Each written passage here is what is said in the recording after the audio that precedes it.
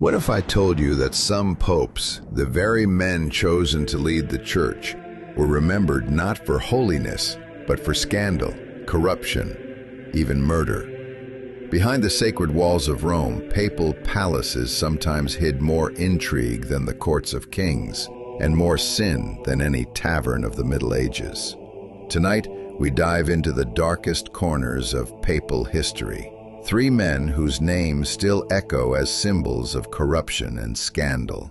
This is the story of Sergius III, John XII, and Alexander VI, popes who turned the throne of St. Peter into a stage for blood, lust, and power. And before we begin, don't forget to subscribe to Hidden Librarians so you never miss the hidden stories, scandals, and secrets that history tried to bury.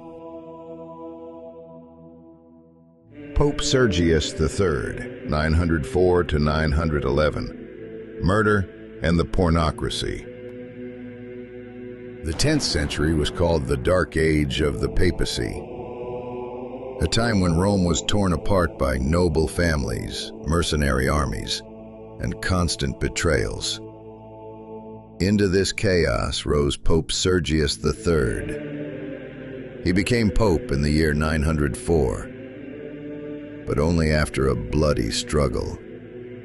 His predecessor, Pope Leo V, and the man who briefly replaced him, mysteriously died in prison. Chroniclers accused Sergius of orchestrating both deaths. His hands, they said, were stained with blood from the very start. But Sergius was not remembered only for violence. His private life became the stuff of legend. He was closely tied to Marozia, one of the most powerful noblewomen in Rome. Their relationship was so scandalous that some claimed they had a son together, who later became Pope John XI. Historians call this era the pornocracy, the rule of women, when Roman aristocratic families controlled the papacy through seduction and intrigue. Sergius filled the church with his loyalists, rewarded his allies with power, and ruled with an iron fist. For many, he was less a shepherd of souls and more a warlord cloaked in papal robes. Whether every detail is true or not, Sergius remains a symbol of a time when the papacy was not a spiritual beacon, but a throne in the dangerous game of Roman politics. Pope John XII, 955 to 964. The devil in priest's robes. Fast forward 50 years. Rome again found itself in turmoil. And into this storm came a teenager, only 18 years old, chosen to become pope. His name was John XII. Instead of prayer and humility, John embraced sin and excess. The Lateran palace turned into a theater of debauchery. He held feasts filled with wine, women, and gambling. Chroniclers even claimed he blessed dice at the gaming table. But his scandal went further. John was accused of sleeping with noble women, widows, and even nuns. The papal palace, they wrote, had become more like a brothel than the center of Christendom. For this, enemies called him the devil in priest's robes. Violence was also part of his reign. He ordered torture, mutilations, and executions. His political life was no better. He betrayed allies, shifted loyalties, and enraged the Holy Roman Emperor Otto I. In 963, Otto convened a council that accused John of murder, perjury, sacrilege, and countless sins.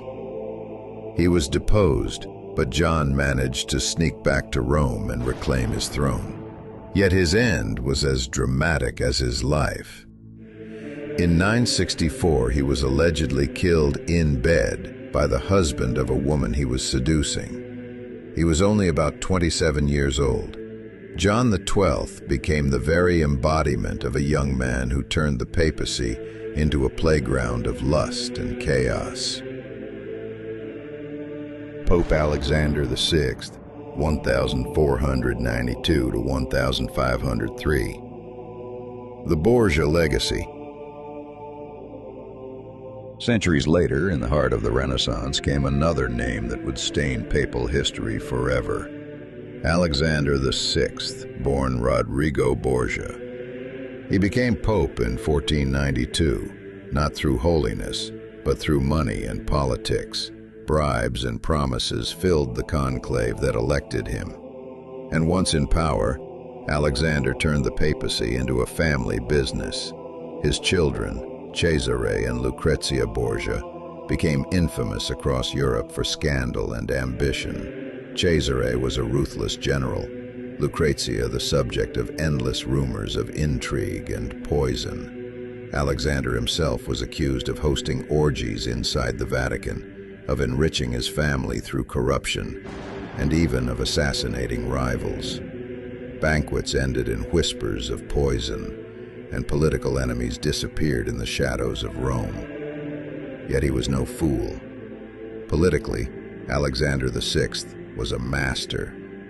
He balanced the great powers of France and Spain, secured his family's dominion in Italy, and shaped Renaissance politics. But his reign left behind a reputation so dark that the very name Borgia became a synonym for corruption, lust, and blood.